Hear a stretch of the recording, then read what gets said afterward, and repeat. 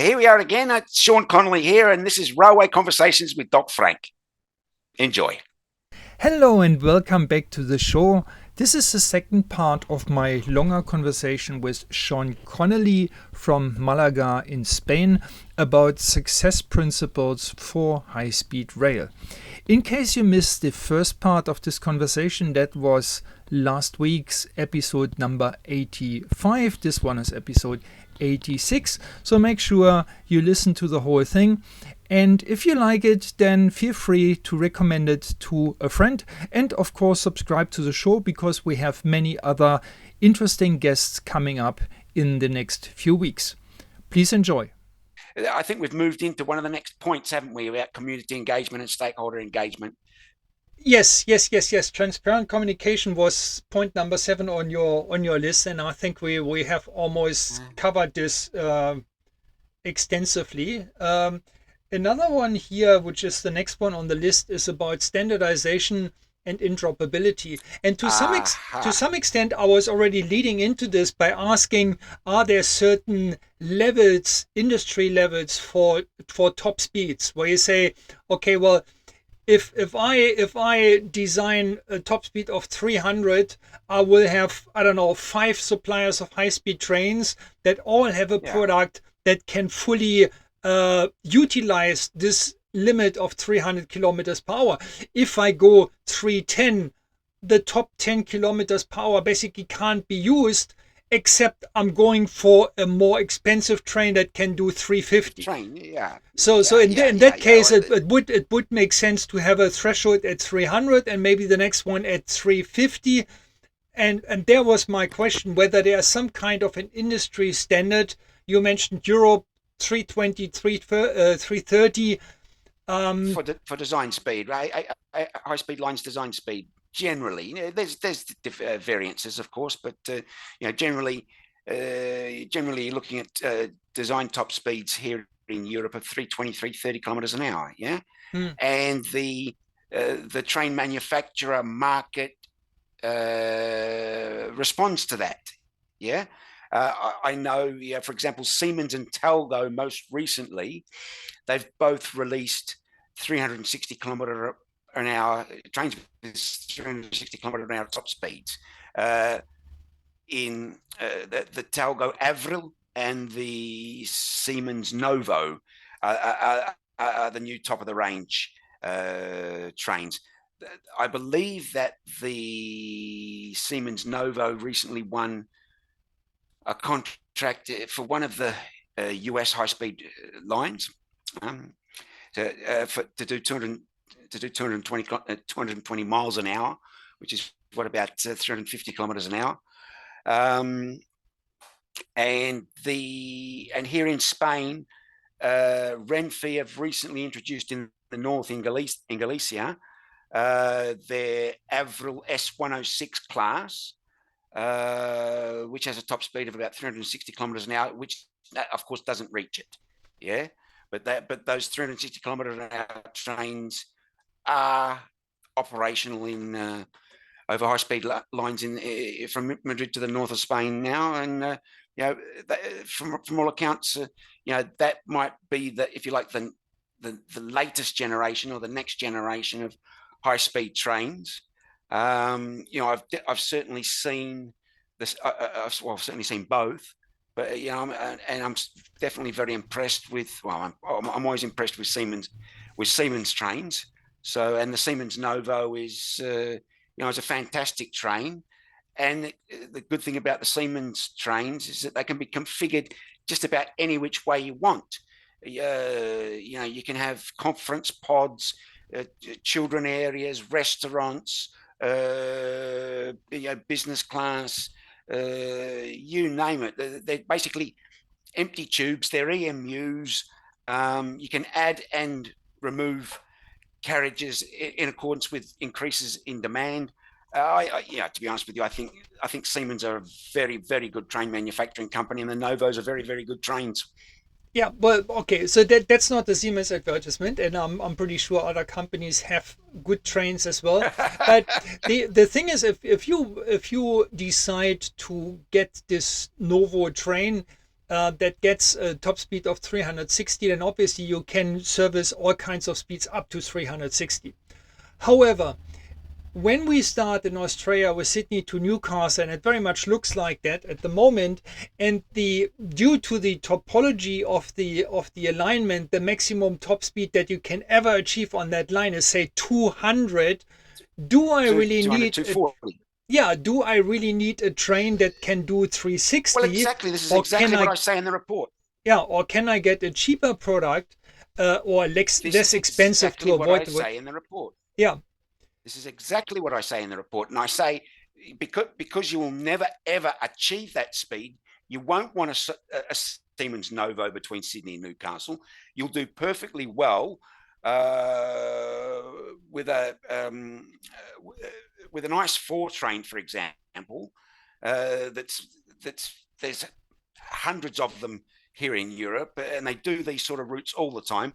They've got a maximum top speed of 265, which will be more than enough, which will still never be reached between Sydney and Newcastle, and they're about 2/3 of the cost. They're about 2/3 of the cost, and they use 2/3 of the electricity. So you would certainly be looking at, well, as I suggested in the report. Yeah, I would suggest that you would go for something like an ICE 4 with a top speed of 260, 265 that uses 2/3 of the electricity, and on a captive basis, running them back and forth between Sydney and Newcastle, because they'll never even reach their top speed of 260. Yeah, Well, on that route, because it's so. I mean, one thing that you did in your report was to come up with a proposal for a service pattern between Sydney and Brisbane and between Sydney and Melbourne. And some of those trains were express trains that were basically direct connections end to end, really to compete with air travel. Other trains in between were more like all stoppers, or at least had selected stops One or two stops. Yeah, one or two stops. in Yeah. between. And so what could happen, and that I've seen this in other countries, Germany being an example, is that you have different service categories, one being high speed, one being intercity, with different top speeds that can run on the same infrastructure, on the same high speed corridors, however, at different speeds in order to service different services. Now we're coming back to standardization and interoperability, and what here in Europe is called the technical standards for interoperability.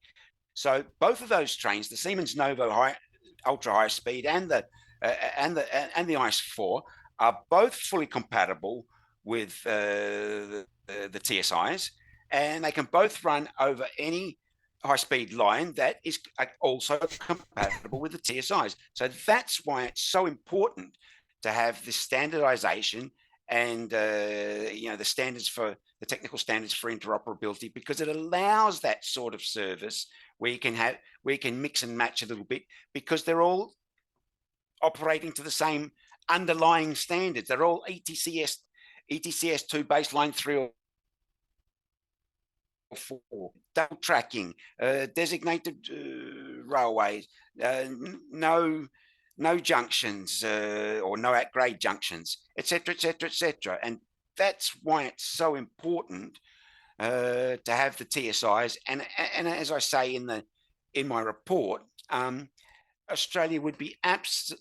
I can't envisage Australia not adopting fully the TSIs. Yeah, because there's no reason to reinvent the wheel. Well, they work. The TSIs work well. There's nothing specific in Australia that needs anything that's not already included in the TSIs. Yeah, so Australia just adopts the TSIs, and bam, done, without having to cause more trouble, more risk, more cost.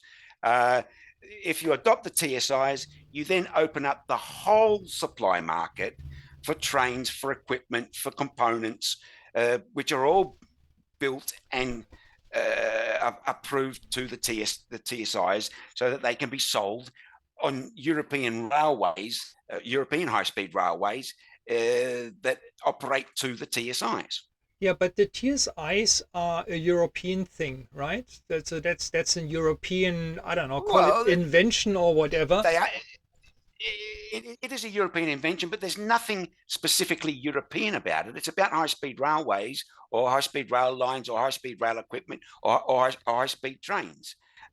It's just that Um, for Europe to operate cross-border, they've consolidated those technical standards into what they call the TSIs. But there's nothing specifically European about it.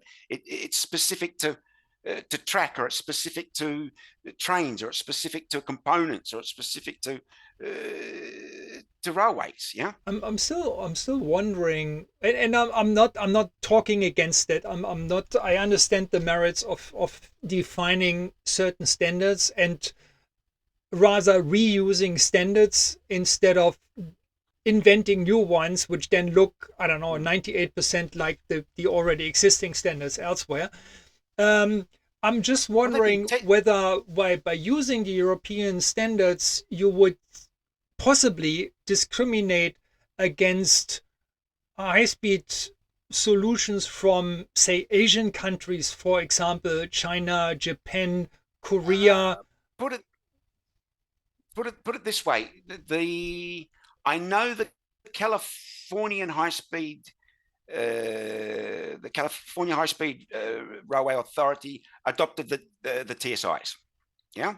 Okay, I obviously the the the manner that the Asians operate their railways for some different reasons. Elevated viaducts. They've got some additional standards for earthquake proofing or tsunami proofing, particularly in Japan. mm, Yeah. yeah, Which, I don't think we've ever had a tsunami in Australia, have we? And certainly not thousands of kilometres inland between Sydney and Melbourne. But I mean, the standards are general. I think the Shinkansen N700 trains, I think they may be TSI approved to operate in Europe. Not that they ever have. They never have. So, it's a possibility. But I think, if we're talking about comparing apples to apples, I think, the European TSIs are the way to go for Australia, because mm. there's nothing specific in Australia that would be outside anything that the European Yeah, TSIs say, and there's yeah, nothing in the and I mean, TSIs that would cut across anything for Australia. yeah, They're just standards. They're just, at the end of the day, they're just standards yeah. to follow. Yeah. I mean, at the end of the day, you've got to draw a line in the sand and decide on some kind of standards rather than having no standards at all. Yeah. And we have Well, basically done something like I say, similar in signaling. We cities have gone for ETCS after comparison with other potential technologies and system solutions from elsewhere in the world. exactly. And you could also argue that by choosing ETCS, they have discriminated against signaling suppliers that are not compliant with ETCS standards. But having said that, every signaling supplier in the world can basically pick up the European The market ETCS knows that. standards Exactly. and can The market develop a knows that. product that's compliant with those standards. So There's discrimination, compliant. Yeah. yeah, so discrimination would basically be a conscious decision to not comply with those standards and rather focus on home markets, and then, well, like, just consequences, they can't play in the markets using ETCS standards. Simple as that. Yeah. Well, again, this is the good thing that I'll mention it again. By being compliant to TSI, it opens up the whole market, the whole mature market for trains, for components, for equipment. Australia can take advantage of that for free, for nothing. And these trains are tried, tested, millions of kilometres operated. They already know where they work or if they don't work. Yeah, and You know, it's still silly. competition. Yeah, that's the main thing, that if you want to go for a solution where you can run a competitive procurement process and you have a number of suppliers that can actually respond Well, exactly. to your That's where the requirements. market is. Yes. The market. That's where the market is. Yeah, the whole supply chain is set up now in Europe to to be TSI compliant. Mm, So it seems like a no-brainer to me. Yeah. yeah. Point six on the list, probably not too much to say there because we've already discussed it before. Bipartisan support. So that's related Right. Yep. to a two-party political system, or we Yeah. have two major political parties, and everybody else is just, well, I don't know, backbenchers and something like that. Um, the Independence. Interestingly, I have just posted, I think yesterday or the day before, on LinkedIn, about an article from Poland, where they have now put a little bit more drive into their high-speed rail program, and the Polish prime Ah, minister was yeah. quoted that he wanted to take political influence out of the project. So to Perfect. me, that sounds very much like this concept of a Yeah. bipartisan support, that they want to stop treating that, or having that high speed project as a political football, where Yeah. the two big It's parties, depending on who is it's in automatically government, bad because we didn't come up with it. Yeah. is pulling in very different directions. And having said this, by the way, maybe a comment on high speed too. They have just changed government in the UK last week, or was it early this week or so, or on the weekend or Last week, something like that? last Thursday, Yeah. last Thursday they changed government. Yeah. So I'm very curious to see what the aftermath of this change in government will be, whether that may have an effect on high speed too, and maybe they now want to It do won't come more back. again. It's Maybe. it's it's it's gone. HS2 has gone past the point of no return. It won't come back. But the new UK government have said they want to nationalise the railways. They've already in just a week they've already been very active in certain things. They will. It looks like they will be providing certain additional rail funding for projects in the north of the UK. But I'd say it's almost impossible that HS2 will come back. Yeah. and HS2 won't come back. And by the way, another comment on high speed two. What they also have recently done, which I thought was an extremely smart move, is to bring Mark Wild back into the railway industry as the Yep, yep, yep, CEO of High Speed Two. The last thing that yep. Mark did before leaving railways for a short period of time was kind of rescuing or revitalizing the Crossrail project in London. Crossrail. Yep, I went. And Yep. and one thing that Mike certainly put a lot of effort in, and did extremely well, was the community engagement that we were just talking about. Yep. Yeah, like No, rather than really saying, sharp guy, really sharp operator. the opening date is, I don't know, the 13th of December, and then coming around on the 11th of December saying, no, it will be 3 years later. Saying, okay, here's a window No, of time. We were at 6 months. yeah, In those 6 months, we will open. And then a this is couple what of we're going years to do. later, Yeah, now the window is 3 months, and yeah. now it's 2 months, and now it's 1 month, and there's the opening date. Sydney Metro is doing No, a really, similar really thing. sharp guy. Yeah. Really sharp guy, Mark. Yeah. So I'm really curious to see whether a similar improvement in community engagement will happen with high speed too. To basic They may have already lost their audience. They may have already lost their No, audience. no, no, no, Yeah. no, no, no, no, no, no. I would disagree with that. Not in order to disagree with you, but I think an audience for a project of such importance for a whole country, the audience will come back.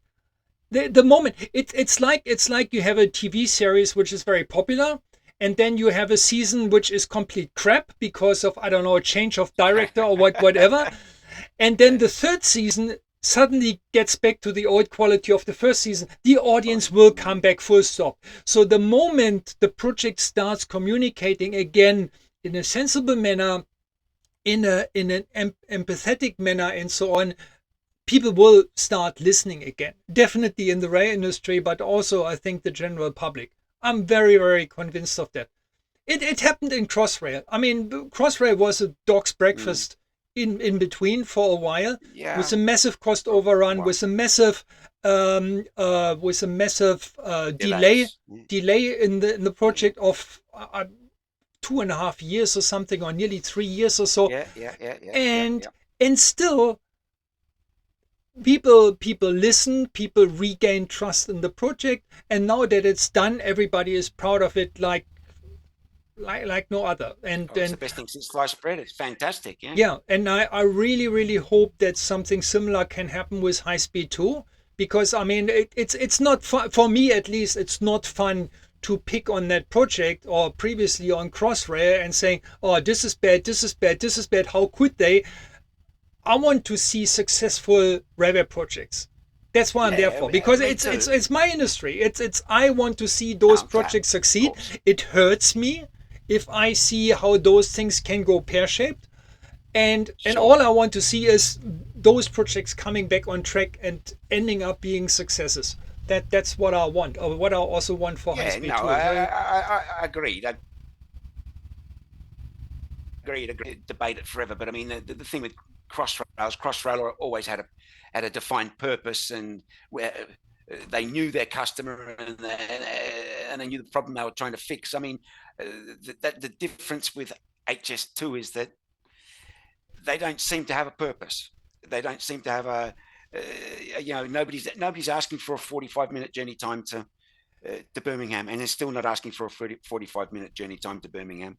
Yeah, but again, I think it requires a certain mindset, and I'm optimistic that Mike White is one of the persons having this mindset to say, okay, well, we need to clarify the purpose of this project here. We need to demonstrate why that project makes sense, how that project makes sense, and that the end result is something that is usable. Yeah, Mm. and yeah, I and you may be would like right. to. You may be right that the scope and the purpose was clearer cut or more obvious for Crossrail than it is for High Speed 2. I would agree with that, but still, I think things can only go uphill from here. Yeah, if you look at the current reputation of the High Speed 2 project, it can only get better. It can only get Yeah, better. yeah. Well, this is true. How much This is better, true. I don't know, but it can go better by regaining trust of the public, by coming up No, with predictions, with indications that are more credible, that are more reliable, where people can say, okay, well, if project communication says we're doing this and this and this in 6 months, then this is going to happen in 6 months, and it's not taking 3 years, right? correct. Let's agree that we both agree that Mark Wild is a sharp operator and is the right man for the job here. Yeah, and I'm personally happy to see him back in the rail industry. That's certainly one of the things. I mean, Me he too. wouldn't Me have too. come back for some resignaling jobs in Essex or something like that. No, But I mean, something like no, High Speed Two, it was certainly interesting enough and high profile enough to get him back to the highly industry. paid. Don't forget, highly paid enough. Well, yeah, yeah. Well, it comes with the territory, but still, Yeah. I don't think anybody in the railways is becoming a millionaire. No, So we don't. it's still, We don't begrudge him. We don't begrudge him a big fat salary because it's high speed two's been a big problem. So we don't begrudge him a nice fat salary. yeah. Point eight of your 9 point list, to wrap this up, is proactive land acquisition. Yes. Yeah. I think that fits in with one or two other points as well. Um, we've seen what again coming from some of the data that we collected. We saw some evidence that both costs and delays were experienced where land acquisition wasn't taken care of adequately or early enough. Yeah. when you're talking about compulsory acquisition and stuff like that, got to go through. If you've got to go through courts or parliaments to get compulsory acquisition orders, all that sort of stuff, and it costs money, and lawyers cost a fortune, and delays, and we've seen a couple of instances. The California high-speed rail might be a good example there, where you know large additional cost and large additional delay has been experienced by not adequately taking care of land acquisition costs early enough or adequately enough in the original instance. Yeah. Yeah, yeah. Okay, I think there's not much more to say there. I mean, but maybe one remark there which fits into a same category, and that's just reservation of the corridor. And again, that leads me back to high speed two, whether I like it or not. Yeah. There has been a corridor reserved for the stages for the second stage of high speed two, which is everything north of Birmingham, from Birmingham to Manchester and from Birmingham over to Leeds. And and at the moment there seems to be a struggle whether those corridors can be preserved for future rail projects, or whether they will be abandoned and then it's basically it's gone. I mean, once you give them away, you can't get them back. Right? Yeah, I mean the when the previous government cancelled the project north of Handsacre, the, they were actually they put the land up for sale. They put the land up for sale. I can't believe that they did that after it cost them so much effort, time, and money to get the land in the first place. They put it back up for sale. So I don't know if they actually managed to sell any of it off or not, but they put it back up for sale. Well, if I was an investor and I had the money, I would certainly grab myself a piece of that, because almost inevitably the next government will come back with a new plan for railways, and then they say, well, I still want that faster connection there, so I need the corridor again, and then you probably can get a nice little profit on that. But anyway, that's just a side remark. Anyway, never mind. Yeah. The last and ninth point on the list, a systems engineering approach, and when I read this, I thought, is he running out of steam, or is that really a valid point, a valid enough point to put it on a top 9 list? I mean, I can't imagine any major project these days that's not using a systems engineering approach. So my question would be, do you mean anything special here, anything out of the ordinary, or is it just systems? Well, maybe I didn't phrase it quite well enough. I'm talking about viewing the railway as a single system of its overall component parts, and there are a lot of different moving parts in a railway that need to be well integrated together, so that the overall system, i.e. the railway, works as expected. So, how does track integrate with train, integrate with station, integrate with signaling, integrate with timetable, integrate with electricity, integrate with communications? So when I mention systems engineering, or maybe I should be saying systems integration, about making sure that you are identifying all of the various interfaces between the various components of the overall system as a whole. So that's what I'm talking to, keep that sort of like a ripple effect that just keeps moving out and out and out and out and out. And then we talk about systems integration, about how does your high-speed rail service integrate with the local and metro services? How do you organize your transfers, your timetables? How do you set up the stations so that people can transfer off the local metro service onto the high-speed rail service, or vice versa, to do their last mile journey?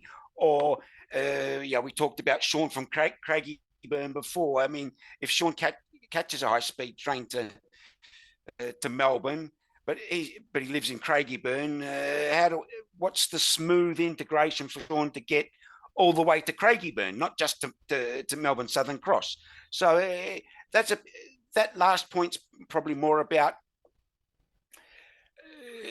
integrating and interfacing the various individual components of the railway so that the overall railway service operates smoothly. Yeah. So it's an integration task, looking at the whole thing as a system. And to some extent, I'm doing something similar, not just for high speed, but specifically for higher capacity. So in the areas of city railways where you want to increase capacity, it's not enough to address the capacity obstacle number one, which is introducing a better, more modern digital signaling system. You also need to address everything around it, like the operational processes. You need to make sure that you buy more trains because you want to run more trains. Those more trains need enough traction power to. So it's really a systemic approach required, and not just a band-aid in one area and then everything else will just happen by itself. Yeah, it's a similar thing here. If everybody works in a silo, it all falls into a great heap very quickly. So we need to look at it holistically overall. Where are the touch points, where are the interfaces, and manage those touch points and interfaces between the various individual components of the overall system. Yeah. And integration of the whole thing is very important as well. I mean, we had a big discussion in Perth recently. We got a new railway link to the airport, and there was a big debate about the opening hours of the airport and the time when flights went in and out compared to the service hours of the railway, which basically came to the result that a lot of flights that left Perth very early in the morning or arrived very late at night would actually not be covered by that rail connection because rail connection was out of service. And then when you think about, well, let's just extend the service hours of the airport rail.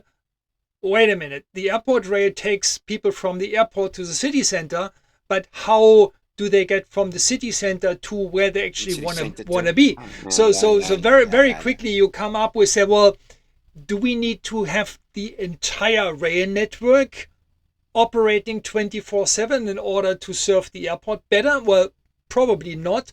But what else do you need to improve in order to service, to integrate that new bit of infrastructure properly into existing services so that they really serve the purposes for the different user groups? Yeah, exactly, and that's that integration and interfacing and smooth touch points between the interfaces that I'm talking about there in that last point. Yeah. Good. All right. So that's a better understanding of the term systems engineering, which I probably took a bit more technical than you actually meant it. Are there any other points? I mean, that's a bit of a funny question. Yeah. So you came up with your top 9 success principles and success drivers. Anything else that comes to mind? Is there a number 10 where you said, when you wrote the report, like, I don't know, a couple of months ago, where you said, in hindsight, I would have added this? Is there anything else? No, I think if we keep it at 9, that's manageable, and 9 can stay in the memory. Once you get much past 9, people's memories start to explode. So I think if we're looking for HSR, high-speed rail best practice, I mean, there's 9 very good points there that you should keep in mind always when you want to build a high-speed rail service. So they're the 9. Like them or not, they're the 9 that I came up with, and they're the 9 that I'd be looking for us to use. Not just in Australia, but for any high-speed rail, basically anywhere. That wants to operate a successful service. So maybe I There we can go. volunteer. Maybe I can volunteer number 10 because I just thought of one. Um, What would be 10? 10 would be to have a solid, a sound economic case for the project. Oh well, And that you may should go link without this. saying, shouldn't it? You Yeah. may I'm not so sure. I mean, whenever people try to stray away from that, I said, well, maybe it's not that obvious, or maybe it's not that clear to everyone that Yeah, yeah, this is how it should yeah, be. Like, so I have yeah. the impression that the reason why I jumped on this bandwagon and I cover high speed rail so much on this podcast and in LinkedIn posts and whatever is not so much that I consider myself a high speed rail expert and I need something to say about this, but because of a lot of rather nonsensical stuff that you get to read on social media about it. One is that thing of Yeah, keeping up with the yeah, Joneses, like we have to have high speed rail in Australia because it works so well in yeah. Korea, and things like that. Mm. And the other impression I had from many comments that I've seen is that the rules of business cases don't seem to apply for this high speed rail thing. Where I said, wait a minute, that's a spending of Really? public That's an interesting money. comment.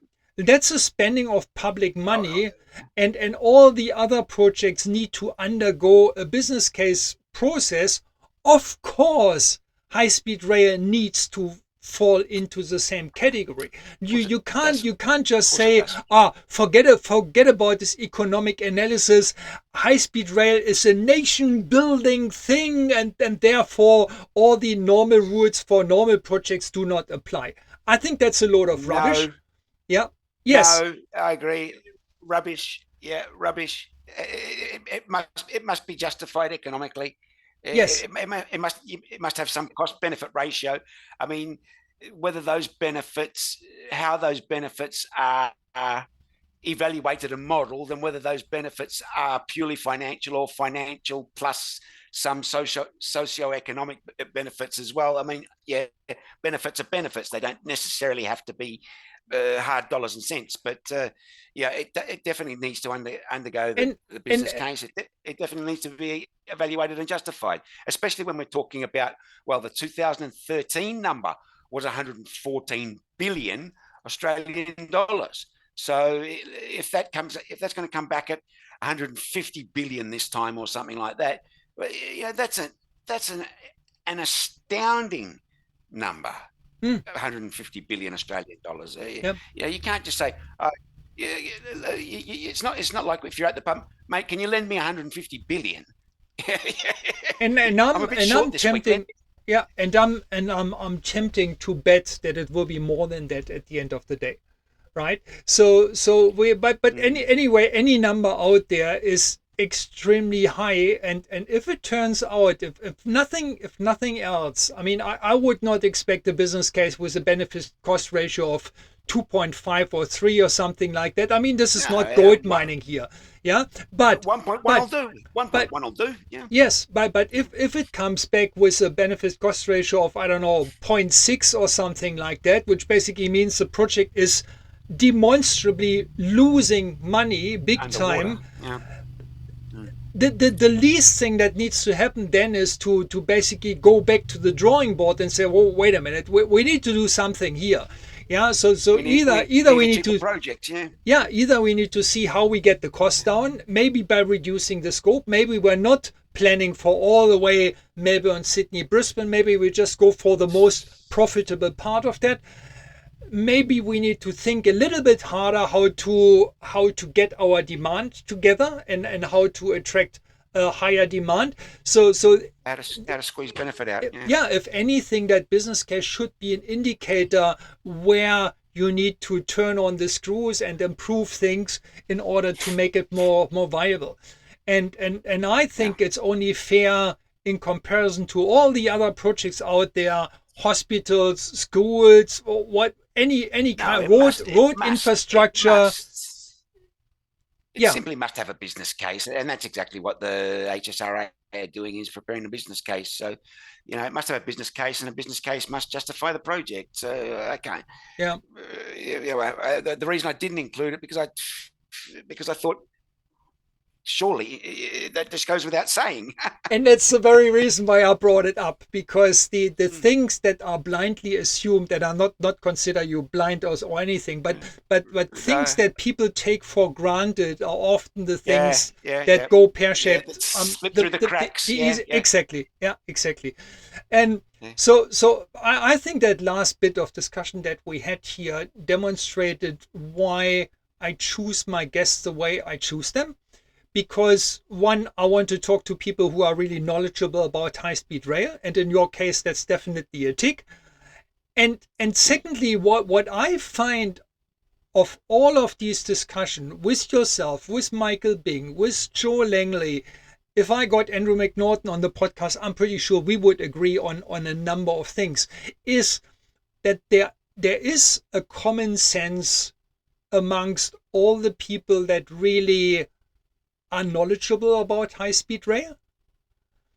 So everybody says keeping up with the Joneses is not a valid argument. Everybody says, well, of course we need to consider economic realities for a project like this. Everybody says, yes, we need transparency. Everybody says, yes, we need bipartisan support. So as much as these principles that we talked about are yours, and you formulated them in one piece of work, but these are guiding principles that should really apply, not just because they are yours in your report, but because they just make sense, right? Because they're common sense. Yeah, because they're common sense. Yeah, and the evidence supports them. Yeah. Yes. Oh, by the way, closing question. I've been thinking about this for a long time.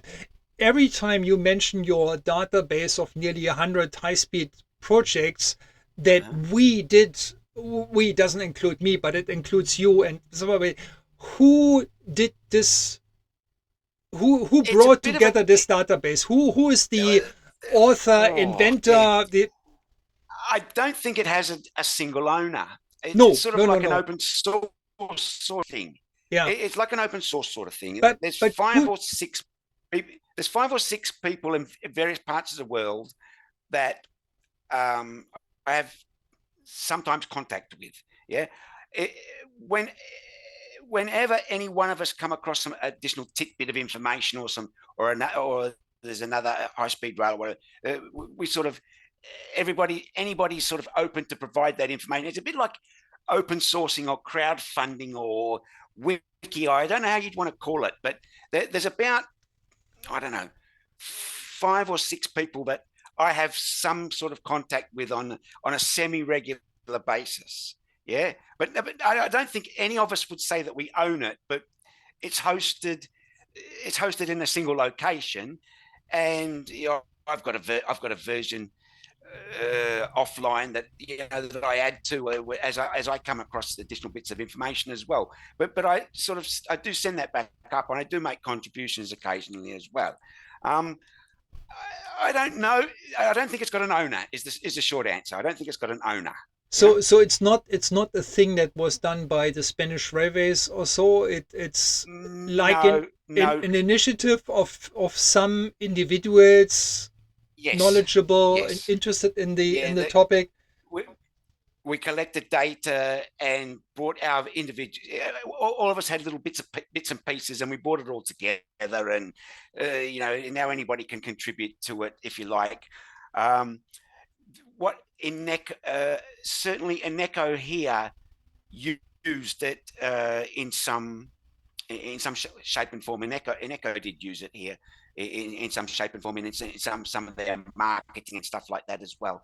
So I sort of was collaborating with Eneco a little bit on that as well. So I'm just wondering. No, I don't think it's got the reason for asking, if I was Tim Parker, which I'm not, but let's just say I was the chief executive of the High Speed Rail Authority, and I hear about a specific database of nearly 100 high-speed projects. My question would be, how can I get access to that? Like, I mean, one thing is to read your report, which is obviously skimming of some of the intelligence and then put it into an Australian context. But if I wanted to look at the whole thing, maybe including the cost benchmarking, details of the cost benchmarking and so on, how would I do that? Could I contact you and you could Yeah, give me access, or how would it work? it's hosted on a server which I believe is in the US. So I don't think there's any protection around it. It's just a URL, yeah. But of course, the raw data is the raw data, and yeah, it's just rows and columns, So basically. okay, Yeah, so what you're saying is that the information itself is basically open source, but the more or less. Yeah, interpretation and the analysis in a meaningful way, it makes sense requires for some. having somebody like you to basically help with that, That's right? right. Yeah, exactly. Yeah. The raw data is the raw data. But if you want to make some sense out of it, or if you want to draw some conclusions out of it, you need to apply some rail operations or rail transportation knowledge on the top of it. Yeah, Yeah, to yeah, draw out yeah. the interesting parts. Yeah, Okay, so yeah. we just leave it. Anybody interested in that database should get in touch with you, and then you will No, help no, them no. out. Yeah.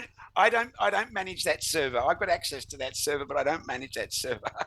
Yeah, well, but if anybody wanted to get access to that information, maybe with some analysis or so, then I'm pretty sure Yeah, yeah. Yep. you would be able to assist them, and Sure, probably willing as sure, well. Yeah, sure. Yep, yep, yep. not necessarily for free, because anything that's free, it's worth nothing. But yeah, we just leave it there. Um, Can you give me an indication of some of the where some of the other people sit? Like how are they distributed around the world? You were talking of like 5 or 6 individuals I between you think that I put think together a I database. think 2 or 3 of them are in the US, Okay.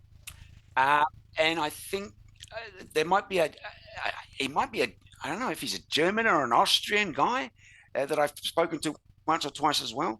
Um, like I say, it's pretty it's pretty open. If somebody's got some information, they can just say, oh, hey, well, there's this high speed rail here, and these are the characteristics. You might want to update your insert a new row in your database or whatever. Yeah. Yeah, but somebody needs to administer it, right? I mean, if I look at Well, Wikipedia, for that'd be example, the they have US a guys. process. They have a process where you can basically. That'd be the US guys. That'd be Right. the US guys, I think. Yeah, yeah, Okay. because the server's hosted in the US. Yeah. Yeah. Yeah. Yeah.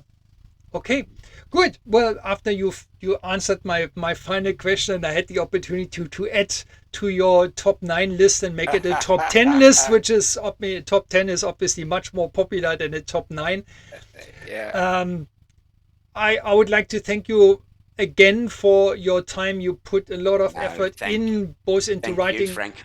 writing the report and also um, putting it out there, putting all the data together, and now explaining the report to a half knowledgeable person like me. That's certainly appreciated, and I hope the audience appreciates that as well. So what I'm hoping again is that what we discussed here will fall on open ears in the Australian to the Australian authorities that looking after high-speed rail, which is obviously Mm-hmm. predominantly the High-Speed Rail Authority.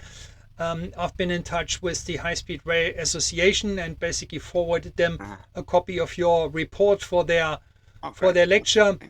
So I'm really hoping that somebody listening to this podcast saying, oh, that makes a lot of sense.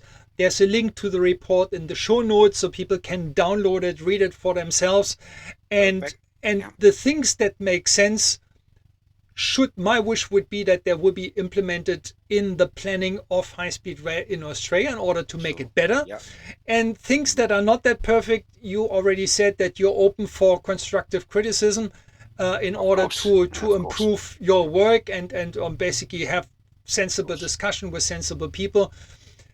Yep. And so thank you again. And Well, no, I have the funny thank. feeling that wasn't the last time that I had you on the show.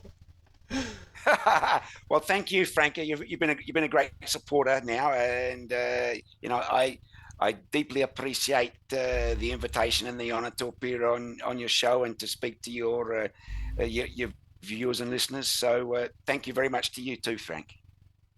You're very welcome. You're very welcome. Take care, and You too, we'll Frank. probably speak soon. Bye bye. Cheers, then. Bye bye. Thanks, Frank. Hi, it's Doc Frank again. I hope you liked today's episode. I like to keep it as simple as possible, so I only have one single request for you. If you like this podcast, please tell your friends and colleagues about it. That's all I want because that's a service that I'm providing to the industry, and I would like as many people as possible to listen to this podcast and learn something from it. So please share. And until next time, keep it simple and bye for now. Thank you for listening.